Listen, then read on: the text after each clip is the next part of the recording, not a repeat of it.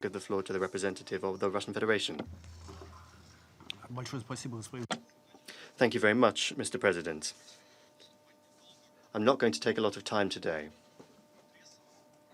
Progress in investigating the situation in Darfur is something that we continue to not see. The accused people are the same as they were in the past. We're not going to comment on the internal situation in the Sudan either.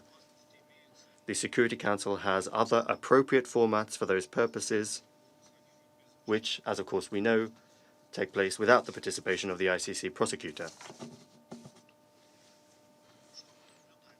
What do we see? In the reporting period, the court has continued its academic and practical experimenting on the states parties to the ICC statute. In the appeal of Jordan, the court on the 6th of May came to the conclusion that there is a customary norm of international law, according to which a head of state does not have immunity before a competent international court. That's strange, since all the previous practice of the hunt for Omar al-Bashir demonstrates the exact opposite. All states to which he had to visit in the post of President of the Sudan did recognize that immunity and refused to arrest him.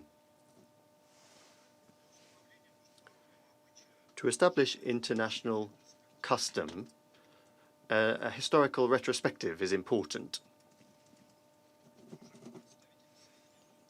The distinguished representative of the United Kingdom mentioned a red letter date.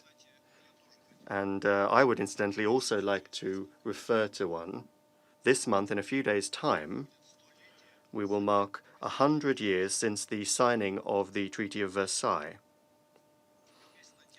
It has an Article 227, under which the Allied powers arraigned the German Kaiser Wilhelm II of Hohenzollern of a supreme offense against international morality and the sanctity of treaties, and ordered the creation of a special international tribunal. Incidentally, that plan came to naught. The monarchy of the Netherlands, a state which today is extremely active in the sphere of international justice, categorically refused to surrender the former German emperor.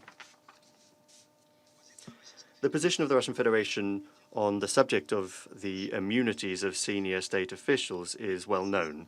The ICC's position that the subject of immunity doesn't even arise at all in this case is pernicious and dangerous.